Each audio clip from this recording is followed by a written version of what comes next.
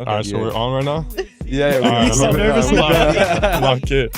So, okay, dude, you want to know something crazy? Yeah. So me and my buddy were actually hanging out, and that night when you guys were playing VC, at that fucking tournament, was it where the dude hit a game winner and went crazy? We were watching that game live on YouTube. Me and my buddy were just chilling. We're like, yo, let's watch this game. You know, I know Shams, the guy from VC coaching. That was one of the most insane basketball, like just any basketball I've ever watched. No, it was tough. That was like, I remember because the game before that, it was like at our place, and then I hit the game winner, and then it was like on that kid too. He comes back like super motivated, and like I know the kid, he's a great kid. Yeah, comes back, I know he's like a hard worker, so came back, hit it on us. It's a great story for them. And then like after that, it was tough because it was like we were gonna be ranked lower, obviously going into provincials, like seeding wise.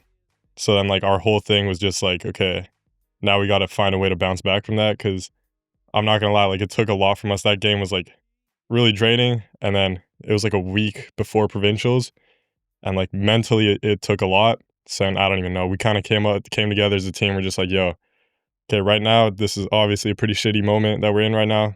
It's like it really hurts to get hit a game winner on, but I mean you got to come back and bounce back, and we did that. Right. Like, what was it like being in that environment like throughout the game? Because when you're in it, you're like, oh, okay, this is an instant classic, low key.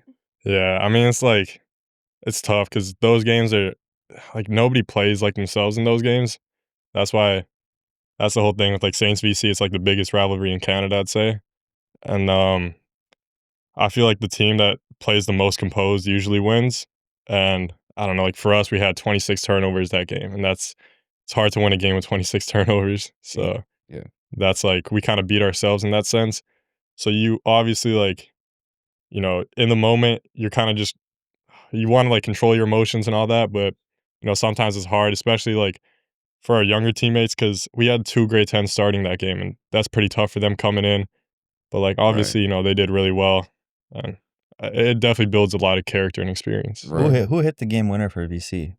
Lucas Tango is like grade 11.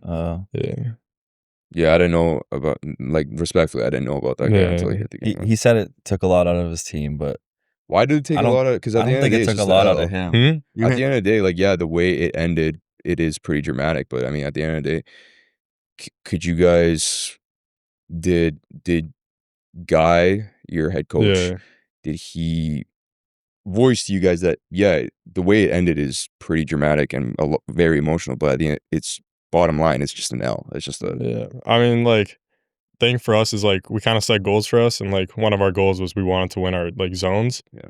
And obviously, like when we lost that in a way that personally, like we felt like we were a better team, and then when you lose, you kind of beat yourself in that game. Like we had almost 30 turnovers, and that's what hurt us the most. Is like we came out of that game kind of losing our confidence in the fact that like, okay, like are we as good as we think we are? Because you know you can't win a game with 30 turnovers.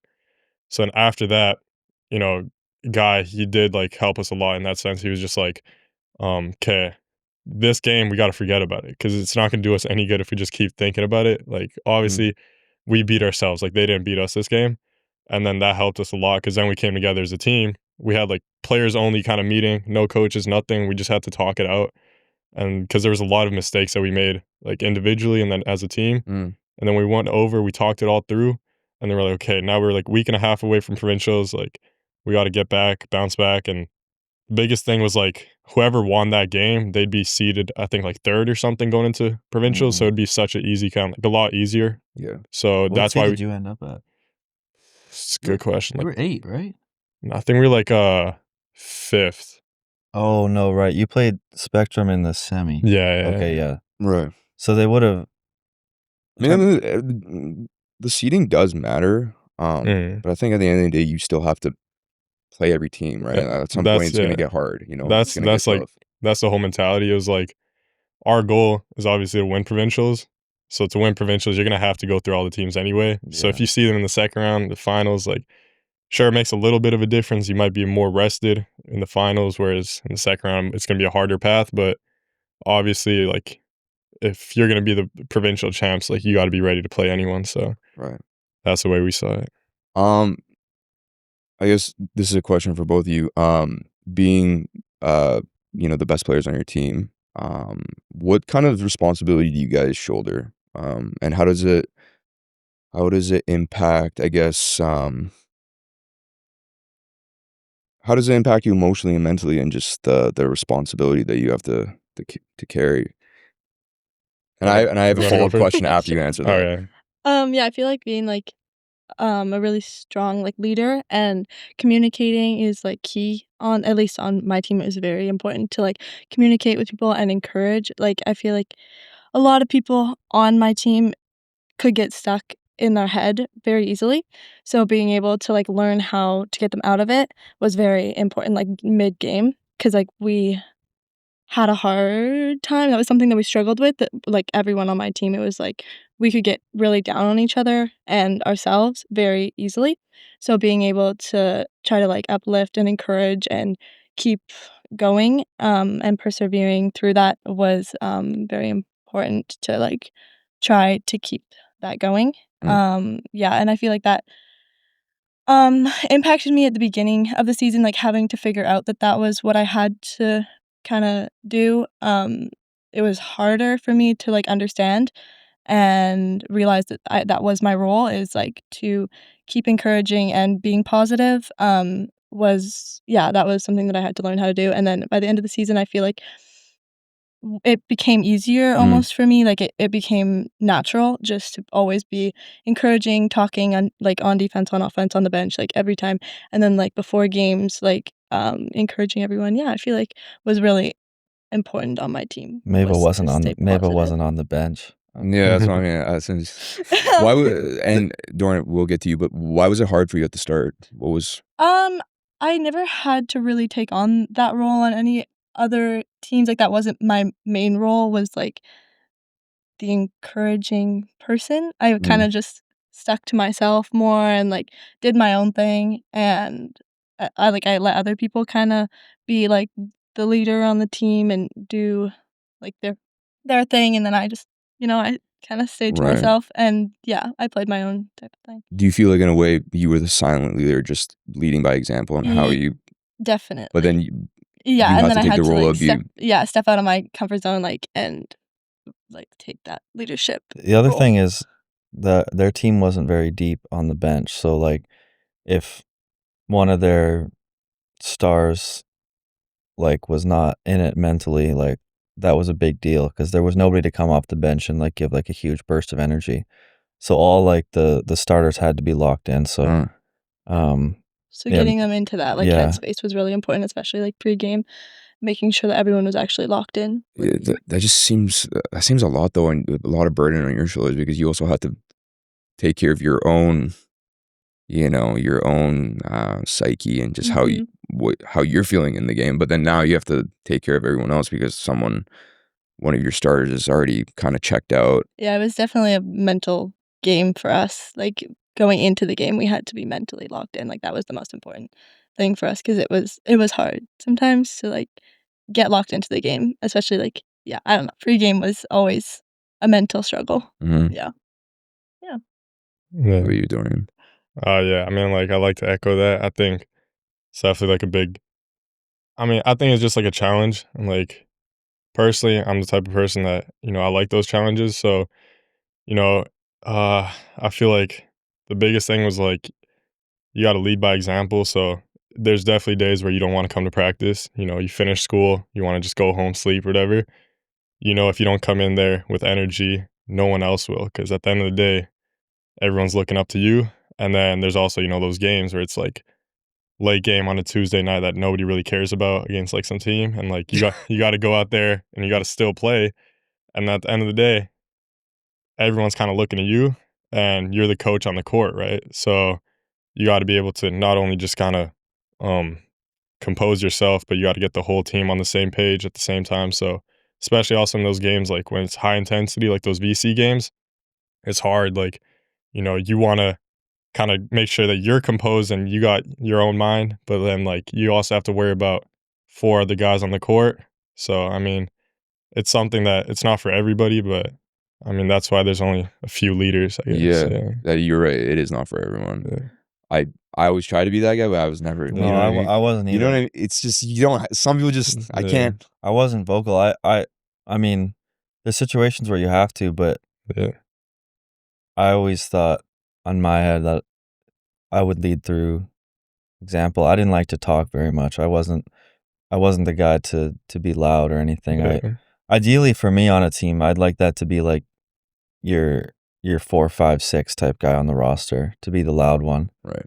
But in some cases it has to be like Maeva and Dorian are saying, like they had to lead and be like the top player in terms of scoring output and other things. But I would just like, it's like if you show up and you're getting extra shots and your teammates learn that they got to go do that, or you show up an hour 30 early to the game, then your teammates start showing up earlier. Like it was kind of that how I led. Right. It's a I didn't- trickle down effect. Yeah, to yeah. everyone. Yeah, okay. So how do you? I mean, I don't know if you have the answer to this, and that there's things you guys do, but what are some things that you guys do to get yourselves composed and just kind of? Because it's one thing to just say, like, here's the thing with basketball players, and I've heard it so many times, just like, okay, well, the reason why I'm so confident and I know that I'm going to be composed and mentally raised because I put in the work and I know I'm getting the reps. That's all. I get that, but there's another side to it where you kind of have to, I don't know, in a way, be delusional in the fact that you're thinking, I don't really give a fuck if you guys can swear, by the way. Yeah. I probably shouldn't because you guys are, I don't really care if things go wrong. There's like this carefree, there's carefreeness to Yeah, it. for sure. How do you guys get yourself in that state? Whether, I don't know. Go ahead. Okay, I mean, it's 2 things for me, I'd say. Actually, 3. First thing, I guess, for me, at least what helped me a lot is my coach. He put a lot of belief in me and my teammates. And, when they have so much belief in me, then I go out there, I'm like, okay, if everyone believes in me, then why shouldn't I believe in myself? And then, they gave me that freedom to make mistakes, which I'm like super grateful for that. Second thing is like, I try to visualize myself in those situations. So it's like from a young age, I've been dreaming of me holding up a trophy or something like that on a big stage. And like I've seen myself in that moment so many times, like hitting that game winning shot or whatever. So when I'm in that moment, I've already imagined this so many times in my head that like I know what's gonna happen. I know what the outcome is, and having trust in myself. And then like the last thing, I mean, this is the main thing for me is just my religion. I have a big sense of like my belief means a lot to me. And, when I have that kind of sense that, okay, I'm not alone in this, I get strength from a God, and that kind of helps me through those moments. So, I mean, those are the main things for me, I'd say. I had a feeling you're going to go religion because you're Serbian, right? Yeah. Christian Orthodox? Yeah. Yeah. Yeah. I would say very like similar. Like my relationship with like Bobby, my coach, is very strong. He believed in me throughout like all 4 years at Yale. He always had like high expectations for me and knew that I would go far. He always told me like since grade 9 that he believed that I could be a very strong player. So that encouragement and belief that I would be a good player made me feel confident in myself. And then my parents as well always told me that I was that I was gonna be a good player. So that like the support made me feel very confident and feel like I can do what I do. And then also, yeah, I also have always imagined myself in a high stakes environment and like playing in high stake games, and then yeah, like hitting those shots, and yeah, like that has given me the confidence to play like how I play. Right. Yeah.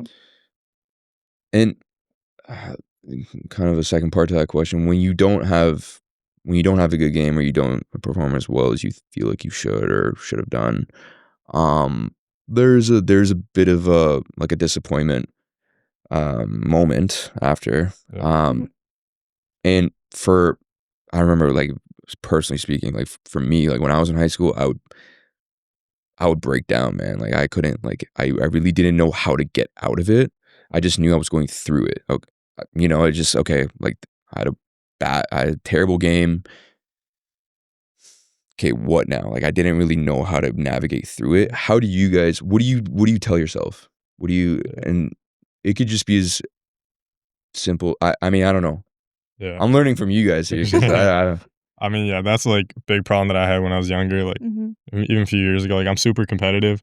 Like even from a young age, like when I'd play my brother in any sport or anything, like I have an older brother, so I'd start breaking down. I'm crying. I want to like beat him up after. Like that's how competitive I get. So then it's like I have high expectations for myself, and like sometimes when I don't perform at those expectations, like I used to, get really mad at myself, get down. But then I kind of learned over time that at the end of the day, you have to. That's when you start playing inconsistent. When you're starting to think like, okay, when you get too hard on yourself or something, that's when you actually start playing more inconsistent. So then what I began to do is like, okay, I'm not going to get too high or I'm not going to get too low. So if I do something really good, I'm not going to be like, I'm not going to be thinking about it all day. And what I like to do is I like to keep myself busy. So like, after a game, I don't have time to, really be thinking about it too much just because I also want to hold myself at a high academic standard. So then after the game, I'm going home, I'm studying for tests, I'm doing something else. So then I don't give myself that opportunity to get down on myself. And that's like really what helped me out a lot is like when I get like keep a level head throughout it all, then I start playing more consistent. And I just think at the end of the day, it's basketball, right? So I was gonna say at the end of the day, it's not that serious. You kind of you bring down the weight of what it is. Like I need to be this, I need to be that, especially from other people telling you who you are now, right? That's like this is the game that we grew up to play, like with our friends outside, and like we love this game. So, whether you're doing it on a big stage in front of like hundreds of people watching, at the end of the day, you're still playing basketball, and you just gotta be grateful that you're in that opportunity where you could really play the game. So, Dorian, can you beat your brother now? I mean, depends who you ask. If you ask him, he's gonna say no. But no, because I just related to that. I used to get so mad playing my older brother. Yeah. I actually put him out for a whole summer one time. I shoved him in the back. He was beating me so bad. For real? Yeah, just full on two Riley, hands. right? Yeah, Riley. Yeah. He was a hooper too, man. Yeah. You guys are family hoopers. I don't know. Yeah, I guess it depends who you ask on. Exactly. I take me now, but yeah, you always have to take yourself. Yeah, always. Yeah. Maeva. I feel like after a hard game, like after I didn't perform how like I wanted to be playing, I usually go home. I have a journal that I like to write in, so Nice. I'll go home and I'll just sit and write in it about like everything that happened in the game, all my feelings, all my emotions, whatever, and then that just like gets it all out, and then I just don't think about it ever Who again. got you into journaling? Yeah, I was about to say. Alexis World. She went to UFE. She told me that. When did you start? The beginning of this year. Oh, nice. Yeah, she just really was like. I just started like a couple months. That's an early start. That's a good early start. Really? Yeah. What is it? And I'm just interested to know what does it do for you when you write it out. Sorry. It just it just gets all of my emotions out on the page, and then I just don't think about it again, and that's that. Like as soon as I write it down, it's gone. It's out of me. All like if I'm frustrated, upset, annoyed with people on my team, myself, or like my coach, anything. Hey. Not just Bobby. Whatever it is, all the emotions are just out of me. I just don't think about it again. Yeah, and it has really helped me like just forget about it. Just let it go. So like when you're writing it out, all the jumble in your head just gets onto paper, and then you feel like this catharsis, like this relief. Yeah. Mo, you ever done a worry script? You know what a worry script? No, I've just been writing out my emotions. With my therapy, I used to do worry scripts. So it's like you don't necessarily write everything. You just write the worries, obviously the worries, and you write them over and over and over again until they just consistently lose power. So it's like you have fear of this happening. You put it on paper. You say it enough times. Because the way your brain works is the more you try to repress it, the more power it gains. So I was taught to laugh at thoughts. I was taught to like encourage my brain to keep doing them because you give it, you laugh at it, you take away its power. And yeah. It's really, it's actually life-changing, man. Yeah. Writing it out. So I'm very like, nice, like, wow.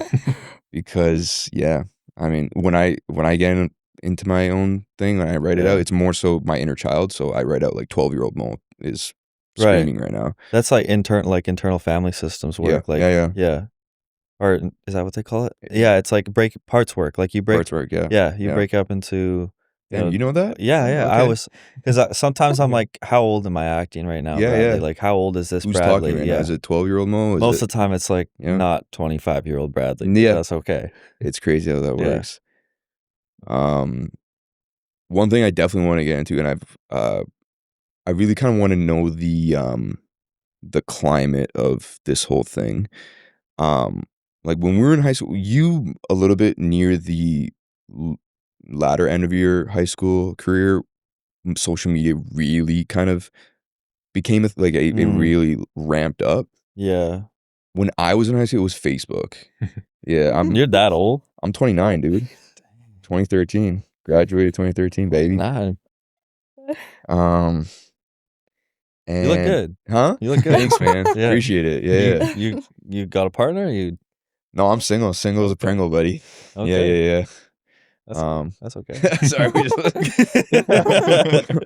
I was curious. No, thanks, man. I take that as a compliment. So when I was in high school, it was really just Facebook, and then Instagram kind of started coming in when I was in grade like 11. It wasn't like what it is now. TikTok wasn't a fucking thing at all. What has TikTok and social media and all these? Because dude, I go on TikTok and there's so many of these like top, like Scouts BC basketball top 5 top. Dude, we had I don't know if you remember, we had this thing called Hoop Forum. It was like this crusty ass webpage, and it was just like top 10 players in class of 2013. No, I remember that. Dude, I was in probably 2 of those out of 100. Yeah. And it pissed me off every time I saw it. Yeah. Because they would have people that I'm like, dude, I'm better than this guy. Are you fucking kidding me? Yeah. And I was in a couple of them. I was like, yeah, every time I saw it. Yeah. The other thing is like the mix thing is crazy now. Like when I was in high school, we had just Coach. Do you know Coach Yoni? Yeah. Oh yeah. Yeah. That was it. That was it. You wanted right? a mix? It was Coach Yoni. Okay. And there was no like high level editing. Like no, Yoni made a good mix, but it was straight basketball. Yeah. Now it's like I open Instagram, it's like this mix dropping tomorrow, this mix dropping tomorrow. Like I can't keep up with all this. There's mixes of like the dude, like the player dancing before and then maybe hitting a couple threes in the mixtape, and I'm like, what is? As a coach, I'm not. What are you doing? Are you good? I don't. My friend Regan. I think it was actually kind of tough, but he actually made a ref mixtape. I saw that. Yeah, that shit went hard. Tough, yeah. But going back to my point, and my question, how has TikTok and all the sound in social media surrounding you guys as players, how has it affected you guys negatively and positively? More so negatively, because I want to kind of understand how you guys take it and navigate through it. Yeah. I feel like I haven't. Okay, like I'm never on those like rankings, like you said, like the like top 5 in BC or whatever.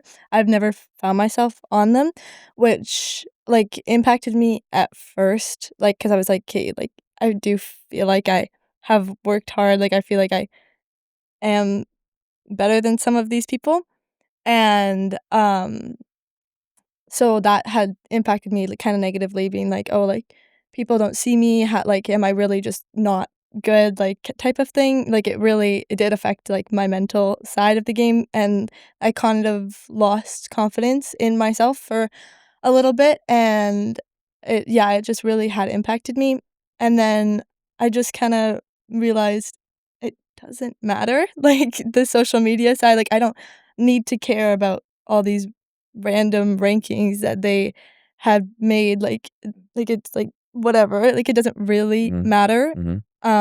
They don't know, like, they don't know me or anything, like, and I feel like I've always kind of been a silent player, like, kinda under the radar. No one has, like, really seen me for, like, how I play, who I am type of thing, and I just told myself that those things they don't matter, and then I kinda just built my confidence off of that back up again, and I just was like, Right. I love that. Yeah. And I guess how did you? Because a lot of players could fall in that trap of, damn, I'm not being mentioned in these top 5 or top 10, whatever.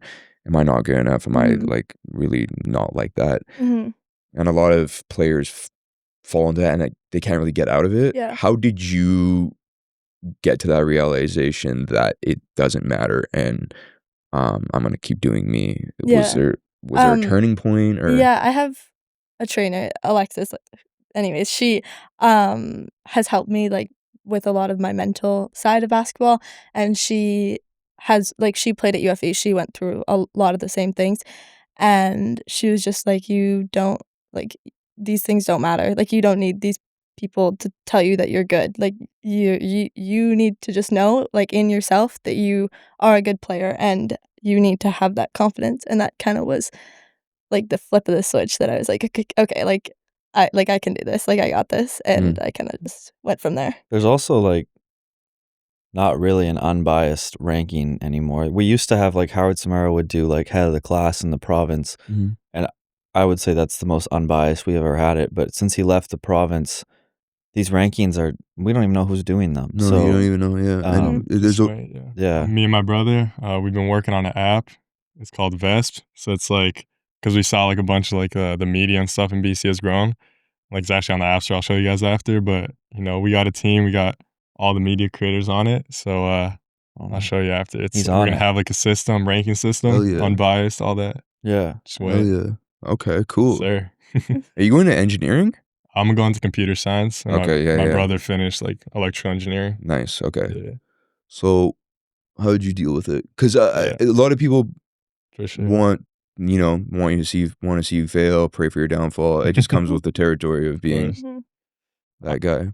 I mean, yeah. I don't know if you know my history, but in grade 10, I transferred schools, so then I had to sit out that year, and I felt like that was pretty challenging for me, just because like, you know, that year I was supposed to play senior. You're gonna get noticed more and stuff like that, and then going to my grade 11 year, like nobody really knew about me in that sense.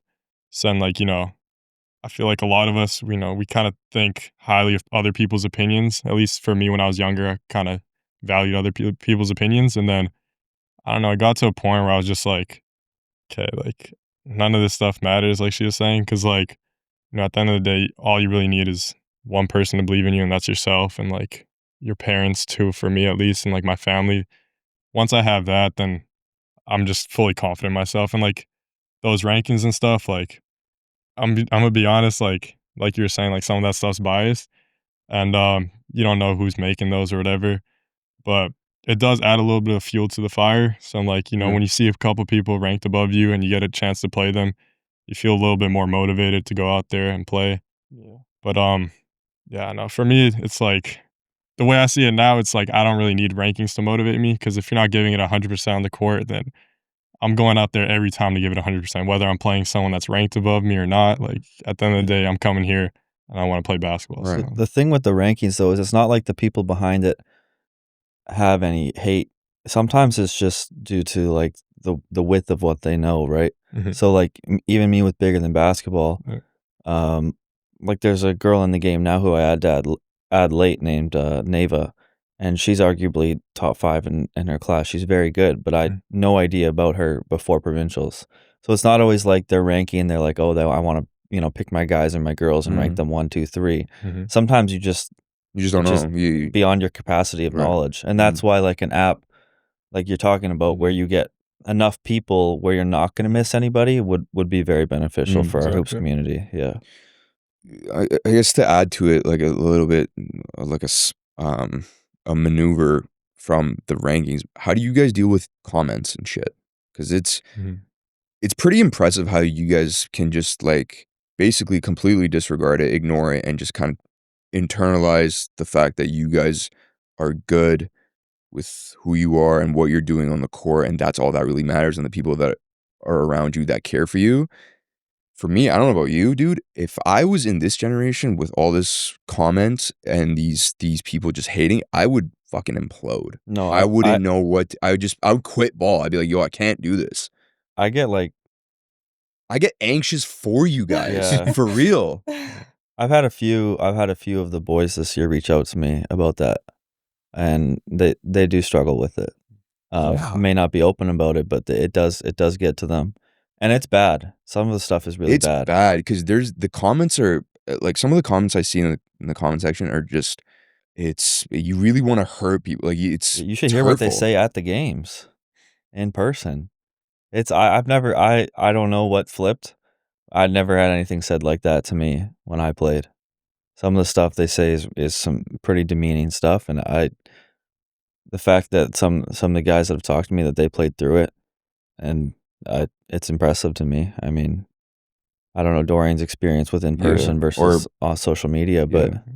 he can talk. He can You speak to that guys can himself. talk about Yeah. what your thoughts and just your Yeah. kind of things. I mean, I've never had anything too crazy to the fact where it was like it really got to me. But I mean, like obviously, like the Saints VC games, that's a pretty hostile environment, and people say stuff. But I mean, it's like you give them the benefit of the doubt 'cause it's like the heat of the moment, right? You're really competitive, and obviously, those guys are representing their school, representing our school, and like on the court, everyone's super competitive, and you want to give it everything you got. But like after the games, I feel like everyone's good kids, at the end of the day. And like sometimes like Yeah. sometimes like people just like say certain stuff like they might not be in the right kind of like headspace at the time. And like I don't know, me personally, like I don't want to judge anyone off a comment they make or something like that, because like you never know what someone's going through. Like that person that made that comment too, like they could be in a bad space where they don't really mean it. So it's like at the end of the day, I kind of just give them the benefit of the doubt. I'm like, That's a- okay. Damn, That's that's a a lot of noble maturity. take. Holy That's a noble take for sure. I was gonna say, like, even for me, when I hear some of the stuff they were yelling at provincials, I'm dude, like, yeah. somebody's got to go tell these people to stop, because this is not about basketball. Like, you call a guy overrated, you say airball, like you yell that stuff. That's you all suck. fine. Even you suck. Yeah, Okay, sure. but as soon as you start talking about stuff off the court, that to me is just bullying. Like, Yeah. we're all about anti-bullying, and we say it, but the basketball court is sometimes a place where we completely allow it. And with me being a mental health advocate, I'm like, these athletes aren't any different than the typical kid in the high school classroom. So they're gonna, I mean, Dorian seems to be a little different here, but like Yeah. some of these guys or girls that are hooping, like they're gonna take this stuff and they might not say it out loud, but they're gonna think about it at night, and they're gonna internalize Dude, it. it doesn't matter how, like, you could be 30, 35, Yeah. 40. You hear these things, it'll get to you, man. Yeah. Like, it's not. But yeah, I remember when I played at Heritage Woods, I actually became buddies. Like, what I'm going with is sometimes they are just good guys trying to have fun. He came up to me. I was a free throw, and he's like, "Your brother's better than you." And I looked at him and I said, "I know." And he started laughing because he didn't expect me to say it. He expected me to get all worked up. Yeah. And then they all followed me on Instagram after. Right, Like, right. they all just want to be my buddy, right? Like, some of them are just like good guys trying to have fun. Yeah. But That's a they're- pretty good yeah. chirp. Like, Yeah. okay, cool. Yeah, Yeah. that's a good one. I've heard Yeah. that one before. Yeah. Yeah. And once you like play into it, you neutralize it. You're like, oh, Yeah. okay, this guy's. If you don't care, they stop caring. That's the thing. Like round ball, I was playing, fucking going off and round ball, and this guy comes up. He's like, dude, we're talking shit. He's like, dude, you're so. I'm like, I know. I don't need to be. I'm a shooter, man. I don't give a shit. And he's like, he started laughing. I'm like, yeah, okay. Let's move on now. Yeah. Do you get hate? Like, honestly, no. Not really. Maeva doesn't get no hate. No, like, I don't know. I've like, people have like started chants saying that like you're a bitch, but like Whoa. that was at Brookswood. That was a crazy one. I think that was That happened? yeah, but it was like grade like 9 Whoa. boys. Like, it was like Like you're whatever. like yeah, that? yeah. It was like in junior. That was like that was probably the craziest thing that I've like They had. they allowed that? Yeah, and it was like during school, so like teachers were there. That's crazy. I'm not really sure. They were like saying number 5, you're a bitch, like chanting it.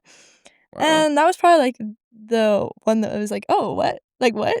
And then Because it doesn't make sense to you. yeah, 'cause so I'm like, I didn't do anything. Like, what? Maeva's like the polar opposite of like, that. Yeah. I was like, okay. Because especially when it doesn't make sense, you're like, Yeah, I'm like, What? Yeah, that's the okay, fun what? Like, part. that has Yeah. nothing to do with basketball at all. Like, I don't know. That one I was like, okay, like, really? Like, I didn't really Yeah. know how to like react. And then I kind of just went to the bench and I was like, okay, like, that was weird. And then I'm like, you know what? Whatever. Like, they're just mad that I'm playing good. Like, that's kind of how I just was like, okay, they're mad. Like, they're mad that I'm doing good and like beating their team, and we ended up Yeah. beating Brookswood, and yeah, they were just mad about it. So I'm like, "Okay, like, whatever. I'm gonna go and keep playing good and, like, yeah, keep showing them up and whatever." Like, I don't know, I just kinda, like, let it roll off my Yeah. back and just kept doing Right. what I was doing. How's the competitiveness and the trash talking in because I'm not as attuned to it as the boys' side, Mhm. to be completely Yeah. honest. Um, is there a lot of shit talking? Is there a lot of comparing and envy and jealousy and whatnot? Um I don't know if you can answer. Yeah, Like, do is you there like guys what's the like? do you Is guys talk smack to each other on the Like, court? not I don't see you talking I ever. I don't personally, I don't, but I do know people who do, and I think it's honestly doesn't help them at all. Like, I feel like the people who do it, it gets more in their head than it does, like, help them feel better about themselves. I don't know, like, people who are, like, talking smack, it's like they're mad at themselves for not performing well, so then they're trying to take it out on the other team, Mm, but it's honestly just impacting them more and getting them, like, more negative and then performing Yeah. worse, Yeah. like, right. That's type the of thing. thing though, like with bigger than basketball, a lot of people have like some people have mistaken it before for like trying to like soften the game, it doesn't really make sense to me why they would think that, but I'm I'm like smack talk's part of the game. Overrated, airball, like all that stuff is part of the game. Like you Yeah. got to be able to put up with that. Um I actually didn't know if maybe it doesn't talk smack, but Dorian, do you? I mean, I don't really talk smack. Like, I don't start it unless like someone starts talking. But like, I play against my brother a lot, and I feel like he's the best trash talker against me. So I Yeah. kind of got used to it But he 'cause knows he knows exactly. stuff. That's and so like in my mind, I'm like anything that anyone else says doesn't really What's the relate. age gap between you two? 4 years. So Oh, he was So- beating you up then when you were younger. when I was a youngin. I mean, I could tell you guys don't talk. I don't know. Yeah. Just off your guys' demeanor, which is a good thing. I mean, you guys are locked into what you need to do, but I can tell. It's like, yeah, the biggest thing is like if you're gonna talk, you gotta be able to back it up. Mhm. So like, Yeah. yeah, I only really talk back when like someone starts it, but then you know you gotta have the game to back it up. So Yeah. Right. you see guys like Anthony Edwards now talking, he's hooping out. So He's open. Yeah. I used to talk shit enough. I used to just talk shit. I'm very easy to talk shit to, apparently, especially in round ball too. I can Yeah. see that. Yeah, right. Yeah. I have that look to me. I would say some yeah, stuff yeah, too. dude. It's weird. People just start they Yeah. look at me, they stare at me, and No. here we go. I'm And actu- I'm ready, bro. Like I hate it though. You're right, because I love what you said. It gets me as soon as I start talking shit. I'm out. Like I'm not even Yeah. worried about. I remember one Roundball. I don't want to talk about myself, but I remember one Roundball game. I was going at it with this one guy, and he said something about the podcast, dude. For 2 minutes, I didn't know what was going on. Someone dunked it on someone. I was just completely like going back and forth. Me and him were Yeah. just walking up the court, just talking shit, Yeah. and it was the Yeah. worst feeling. I felt Yeah. anxious, insecure. Yeah. So that's what I'm working on. So you guys are ahead of the curve, man. I'm very impressed of how mature and emotionally intelligent. That's you why I are. reached out to them because it's obviously like these are two very educated, very mature players, and so Appreciate that. yeah. Mm-hmm. I don't want to make this just like dampen the mood or anything, but like when outside of I guess when are the times where you guys really feel just anxiety away from basketball?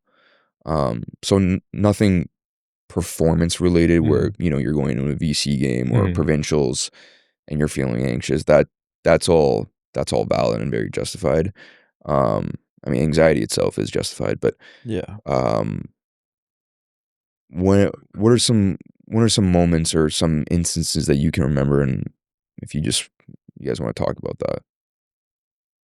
I have I put really high expectations on myself for my academics and like school wise, so I always have kept myself to a high standard in that. So that has caused some anxiety and stress levels just to live up to those expectations because sometimes they are too high for me to reach. Like, but obviously I like a challenge, so I keep those expectations. But yeah, that has definitely, like, school has caused stress. What I'm Yeah. just That way. curious, like, obviously I know you guys are smart, but Mhm. me, I've studied it, and Mo's studied it and works in a field related to it. When he says like the word anxiety, like what actually comes to mind when you think of like feeling anxious? Like, um, I'll just tell you for me, like I don't get like with panic attacks, you can more severe, you can get like shortness of breath or like a feeling of like heart pounding. My anxiety is like all just like complete like head, like it's like I can't think about anything else but that right now. Like, Mhm. is that kind of something that you have felt? Yeah. Either of you? Yeah. I Yeah. feel like I overthink a lot, and, like, I think about all, like, the negative things that could go wrong type of thing. So, like, for schooling, it's like, what if I get a bad grade? What if I fail this? And, like, are people gonna be mad? Or, like, are my parents gonna be disappointed in me? Are my teachers are gonna be disappointed? Like, type of thing. I overthink a lot about, Mhm. like, that. Yeah. Yeah, I mean, like, I'd say for me, it's pretty similar because I also hold myself to, like, a high academic standard, and, like, I guess, like, it's pretty hard to be, like, a really good student athlete. You know, you gotta spend a lot of time studying and all that, and It's then only gonna get harder. yeah, exactly, and then you gotta come out on the court, people Yeah. expect you to perform in the classroom on the court, and, Mhm. you know, personally, like, you know, teachers, I feel like, you know, they won't really care too much, or like professors in uni, they won't really care too much what you do on the court. They expect you to perform in the classroom, and, you know, kind of understanding that everyone holds you like to a certain But yeah. standard and you got to uphold that. Like, that's kind of where it gets, I guess, anxious a little bit. And then also for me, sometimes like when you're in that space where like you're thinking of all these other things and you have so much stuff going on, kind of you lose focus on like supporting the people around you and like being there for others.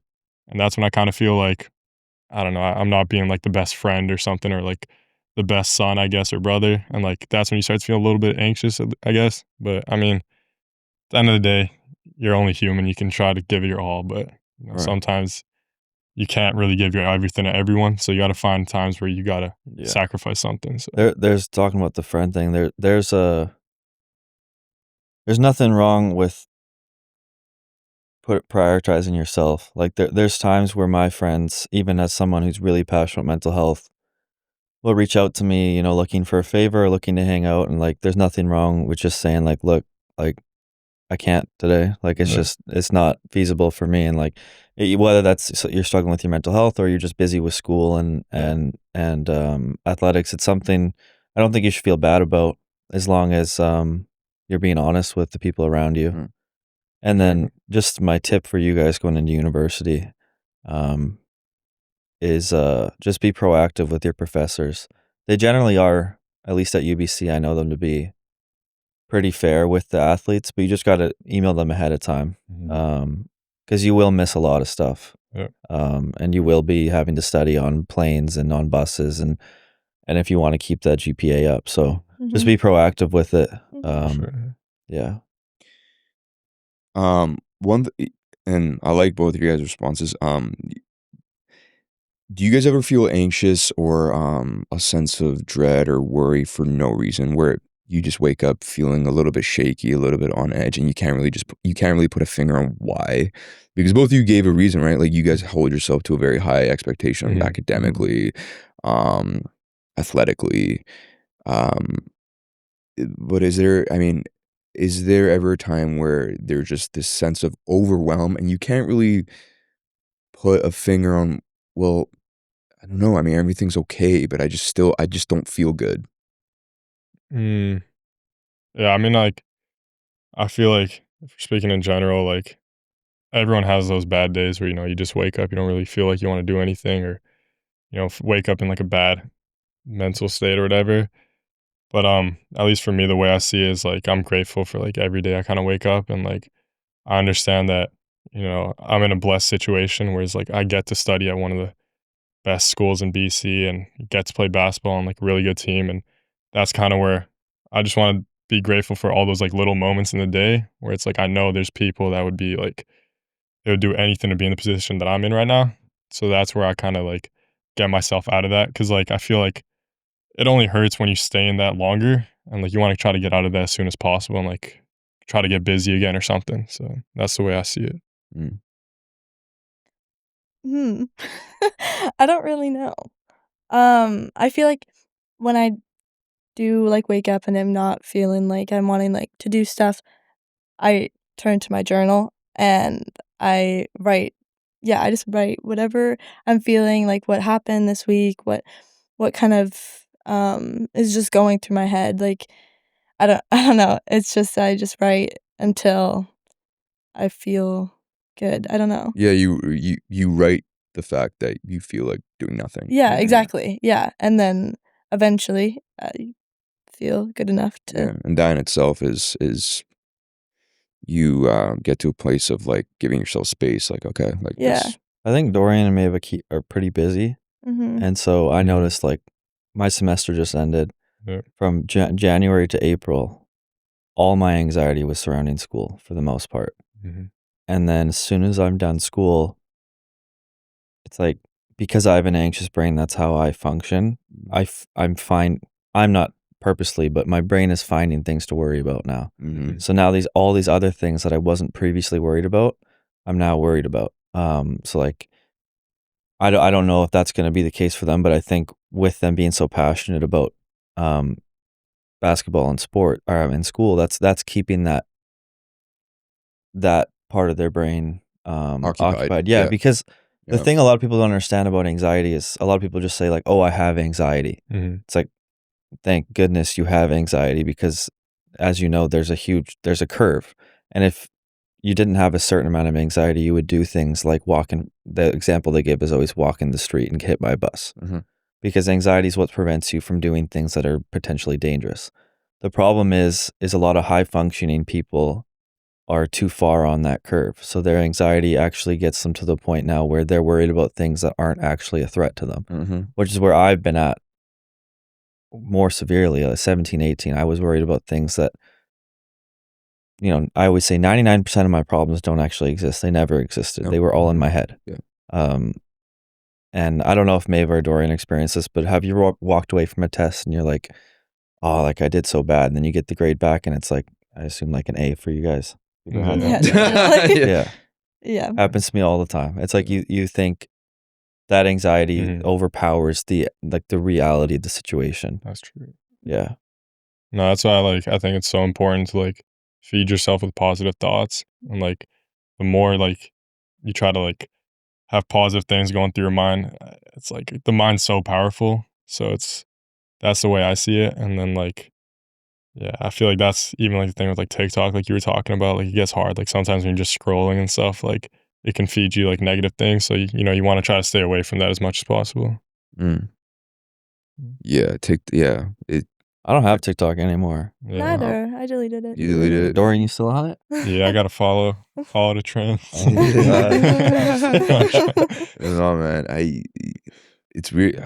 I get immediately anxious when I go on TikTok. I don't know what it is. Like, especially I get depressed. That's my vibe. I don't get anxious. I think a lot of social media is really fake, and it gets to me because I put in a lot of work into who I am and what I want to be and what I want to create with Bigger Than Basketball. And I see all these people living social media amazing lives, and it messes with my head.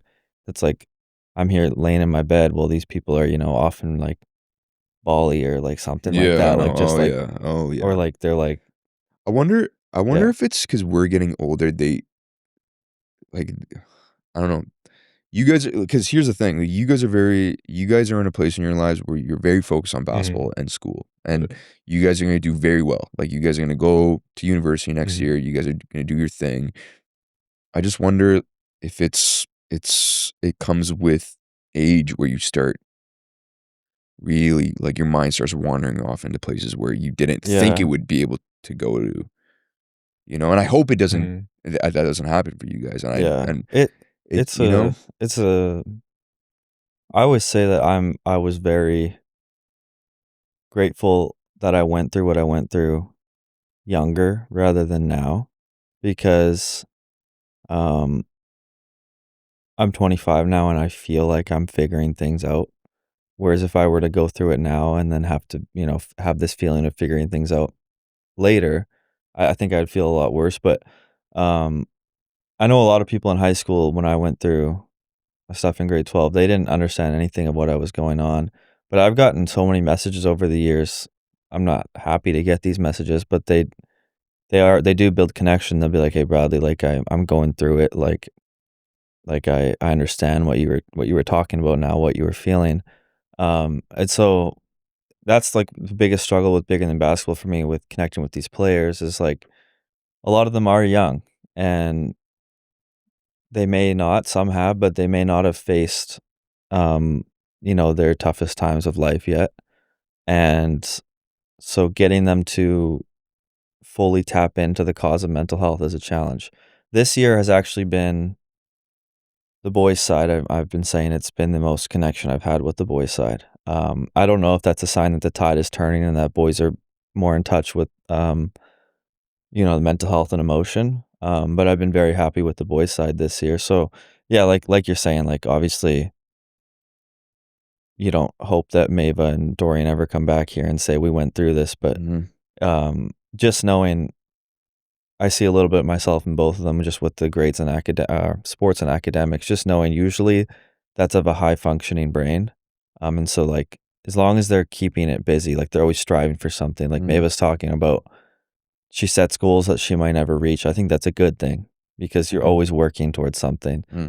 My biggest mental health struggles now are or what gets me most depressed is when I feel stagnant. I don't like to feel like I'm going to be the same person tomorrow or have the same reality tomorrow. I always want to get that, 0.1% better. So yeah. Right. Yeah. And that's totally fair. What's the expression? Idle hands is the devil's work. If you just stay stagnant and not really doing anything, your mind inevitably wanders off to a place of right. just... It's like I people always say this not as creative as that one. You pulled that It's one. a good one, right? Yeah, that's a good I heard one. it the other day. I just my dad would, or I don't know if it's my dad, but somebody would say to me,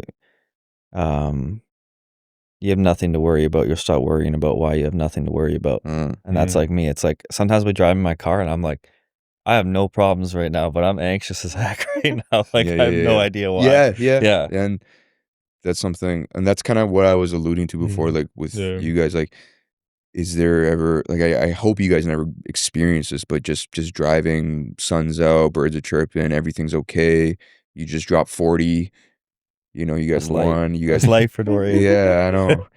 And you just don't feel right. Like, that's something, I mean, I hope you guys never go through that, but and one thing maybe with how you mentioned, you set a really high bar for yourself, which is great.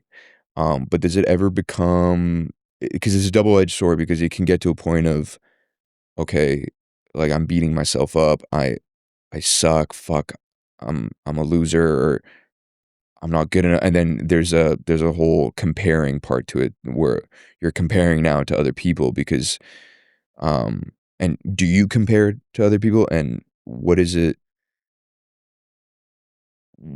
with the expectations that you set for yourself, does it ever get to a point of like self-deprecation, like, damn, I didn't get to that, or I didn't I didn't know if I questioned that. Yeah. I do find myself comparing to other people, like, sometimes, and yeah, that can impact me negatively, just like the overthinking, like being like, oh, like they're better than me, whatever, like I'm not as good as them type of thing. But then that kind of just pushes me to want to get better and get better grades or improve like in anything that I'm doing. I feel like I've learned if I do compare it to someone, that it does actually push me to want to get better type of thing. I've taught myself how to do that and not make it a negative impact on myself. How have you taught yourself? I don't really, like, I don't really know. It's kind of just come That's a tough one. naturally type of thing. I don't know. asking the tough questions today. Yeah, open-ended, baby. Yeah. Let's go. Yeah, because I did start to notice that it was affecting me negatively, like, and mentally I was struggling with it.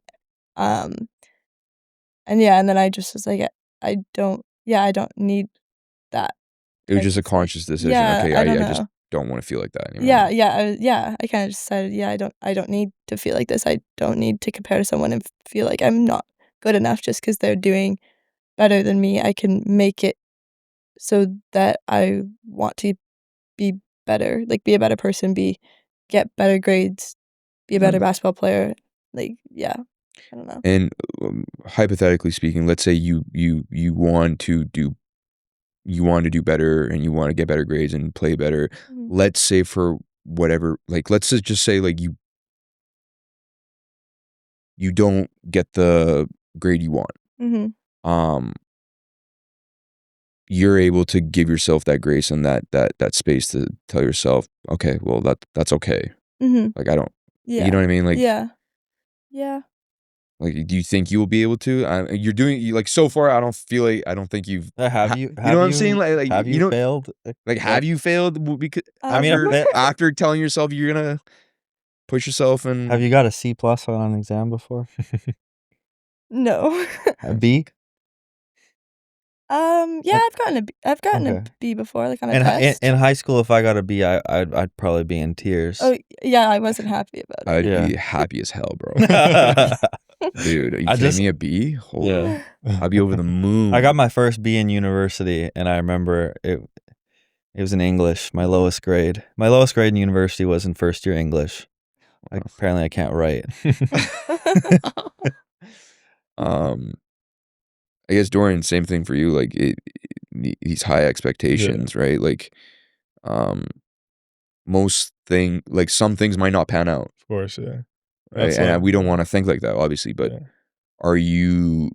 will you be able to handle that, and how will you be able to handle that when that happens? For sure. I mean, like, there's definitely been times where I've like set goals for myself and I didn't achieve them.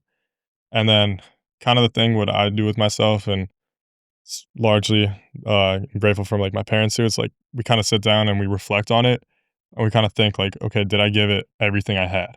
And if the answer to that is yes, then I'm okay with it. I'll be like, okay, I gave it everything. It's not for me. And then I look for the next goal.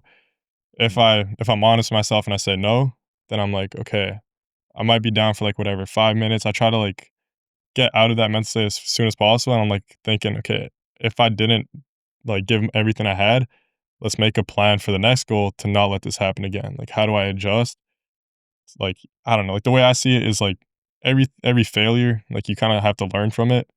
And if you don't get something out of it, then you're kind of just wasting your own time. So it's like there's been times when like I failed and literally had conversations with my parents, my brother for like hours on hours, and we're just talking about, okay, how can we not let this happen again? And what are we gonna do next time we have a goal that we set to like make sure we give it everything we have? And then Wow.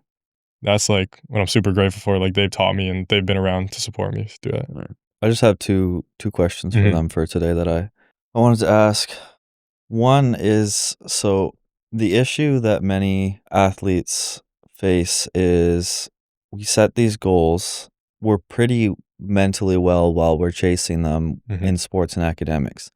The issue is we have no idea what to do when we're 24 and 25, and both you might still be playing if you're overseas somewhere, or even the pros in North America. Yeah. But at some point you're gonna have to have a different goal Mhm. than to be the best basketball player Yeah. or Mhm. best student I can be. And I think that's where a lot of athletes struggle. And I just, yeah, my question to you both is, there something that drives you outside of basketball and academics? I'll just leave the floor to you. If there's something in your life that, at age 30 to 35, when you're done with it all, and I know you're going into computer science, so that Mhm. might be it, but I'll let you speak for yourself. Yeah. I mean, obviously I know there's gonna be a time when the ball stops bouncing and trying to find things that I'm gonna be passionate about academically wise. So whether that's computer science or something else, like I still haven't found something that like I'm super passionate about, but I think I want to go out like the computer science route. And then hopefully in university, that'll give me time to figure myself out. But I feel like, yeah, definitely finding something I'm passionate about and like kind of what motivates me outside of all that is I want to leave a positive impact on the people that I meet and like people around me. Whether that's through basketball, like every time I step on the court, I try to like make some sort of impact, whether that's through my performance or like after the game. And then yeah, with like tech and stuff like that, I don't know, like maybe I want to make something one day that'll leave an impact on this world, stuff like that. See, that's good because it's just like ball stops bouncing for me. It's stop bouncing early. I didn't have anything prepared, and it was like my life's done. So I'm glad you have something in your mind. Maeva, go ahead. I'm going into foods and nutritional sciences at UBC. I want to be a dietitian. I decided that pretty early in high school. I was at like a Team BC training thing, and they brought in a dietitian, and she kind of just spoke about like what she does like for her job and like how she helps teams with their food and health, and that like really spoke to me, and I was very interested in it.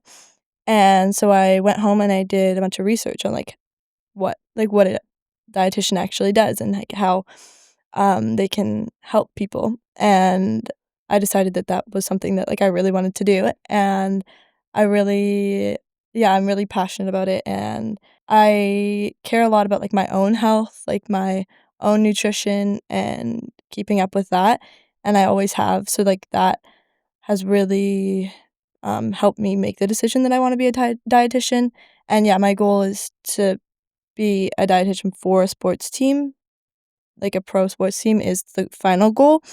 So hopefully, yeah, that's what I'm passionate about. That's what I want to kind of do with my life. And then just one thing I was thinking about on the way here. I think I actually shed a tear on the way here, so I think I got the tear out, so I won't cry on camera here. But especially for Dorian, just because you're a young man. The news that we recently had about the passing in Summerland, it's hitting me hard today, and it'll hit me hard for a while because there's a certain amount of responsibility that I shouldn't bear, but I do bear for our young hoopers, especially on the men's side. And I just think it's important to just touch on that. Obviously, you're an amazing athlete. There's 30 boys and 30 girls, all-stars that are 60 total that are amazing athletes and bigger than basketball this year. And percentage-wise, we face, I think, even higher than the general population for rates of mental illness.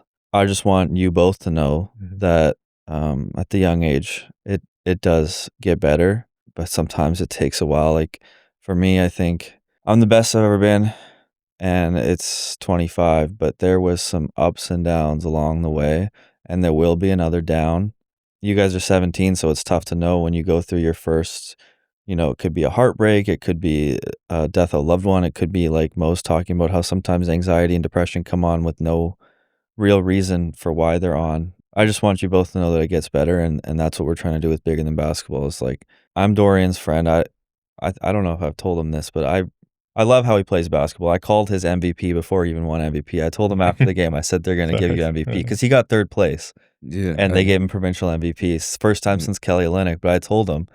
But in all grand scheme of things, 10 years from now, I'll still be his friend even if he, can't put up a three anymore.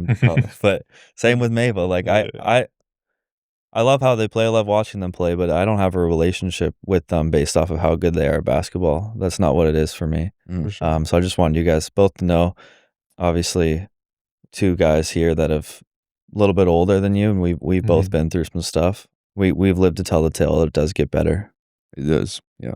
If you guys want to end it off with anything that you might want to say about yourselves, mental health, I guess just people, teammates, peers, whoever looking up to you, both of you. Yeah, I'm gonna challenge them on that. I want both of you. I want. We'll end it on this. Okay. Yeah. I can't. Just from a conversation, I'm presuming that if you've read my story, you haven't gone through anything of that nature. But if you were to have, your teammate or your friend come to you and say, "Look, man, I don't know if I want to be here or I need help," like, what's one thing you would do or one thing you would say to them? I feel like oftentimes you can't really give any advice that will change that person's life, I guess, but all you can really do in that moment is just listen and be there for them and let them know that, like, there's people here that care about you. And like, I feel like for me, like, kind of like what you're talking about, a lot of young men, like, I guess, go through some things, and people definitely handle it differently. Like, some people don't really talk about it too much and try to keep it to themselves. And I guess like what I've told my friends and people around me is like if you're going through something, like, I know it might be hard for you to talk out, but like, please, like, let me know, because I'd rather you tell me right now on a text or something than finding out some news like that's heartbreaking or something like that. So for sure. that's the way I've been kind of about it with my friends, and like just checking in with them, just asking like, you know, how you been doing and stuff like that. Yeah, same type of thing. Just like letting them know that they have people that actually care for them and love them and want them around, and yeah, just giving them the support that they need, and trying to just be there for them. I don't know, I've never really experienced or had to go through anything like that. Yeah. It's you guys are still young, but yeah, it'll hopefully not, but it's likely that you will be put in that situation, and it's good to start thinking about it now. I'll just end off like what Dorian said about the advice. My dad knows now that if I'm going through something, I don't need him to tell me anything. It's like my funny memory. It just one night I just said, "Can you come in my bed and watch Family Guy with me?" Like that was it. We laid there, watched Family Guy, I fell asleep, and that's what kept me safe that night. It's as simple as that. Sometimes you don't need to be a miracle worker. You just need to be there. We're good. We'll let me know that. Thank you guys. Yeah. Thank you. Awesome. Appreciate it. Hell yeah. That was good.